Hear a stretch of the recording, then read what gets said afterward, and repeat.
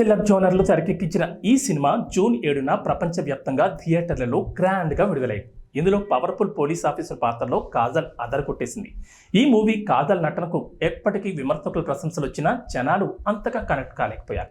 ఫలితంగా థియేటర్లో mixed talk అందుకుంది.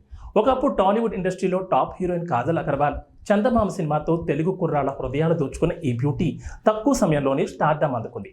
గ్లామరస్ పాత్రలతో పాటు నటనకు ఆస్కారం ఉన్న పాత్రలు చేస్తూ టాక్ ఆఫ్ ది టౌన్గా నిలిచింది. చేతి నిండా సినిమాలతో కెరీర్ మంచి ఫామ్లో ఉండగానే పెళ్లి చేసుకుని సినిమాలకు గ్యాప్ తీసుకుంది. ఇప్పుడిప్పుడే సినిమాల్లోకి రీ ఎంట్రీ ఇస్తోంది కాజల్. ఇటీవల లేడీ ఓరియంటెడ్ మూవీ సత్యభామతో ప్రేక్షకుల ముందుకొచ్చింది. క్రైమ్ థ్రిల్లర్ జోనర్లో తెరకెక్కించిన ఈ సినిమా జూన్ 7న ప్రపంచవ్యాప్తంగా థియేటర్లలో గ్రాండ్గా విడుదలైంది. ఇందులో పవర్ఫుల్ పోలీస్ ఆఫీసర్ పాత్రలో కాజల్ అదరగొట్టేసింది. ఈ మూవీ కాజల్ నటనకు ఎప్పటికీ విమర్శకుల ప్రశంసలు వచ్చినా జనాలు మాత్రం అంతగా కనెక్ట్ కాలేకపోయారు. ఫలితంగా థియేటర్లలో మిక్స్డ్ టాక్ అందుకుంది. ఇక థియేటర్లలో ప్రేక్షకులను ఆకట్టుకోవడానికి ప్రయత్నించిన ఈ సినిమా ఆశించిన స్థాయిలో కలెక్షన్స్ రాబట్టలేకపోయింది. ఇక ఇప్పుడు ఈ మూవీ ఓటీటీలో అలరించేందుకు వచ్చింది.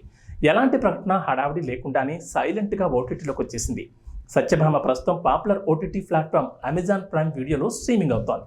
థియేటర్లో ఈ సినిమాను మిస్ అయిన వారు ఇప్పుడు ఓటీటీలో ఇంట్లోనే చూసేయచ్చు. కాజల్ ప్రధాన పాత్రలో నటించిన ఈ చిత్రాన్ని ఆర్ఎం ఆర్ట్స్ బ్యానర్పై బాబీ టిక్కా నిర్మించారు.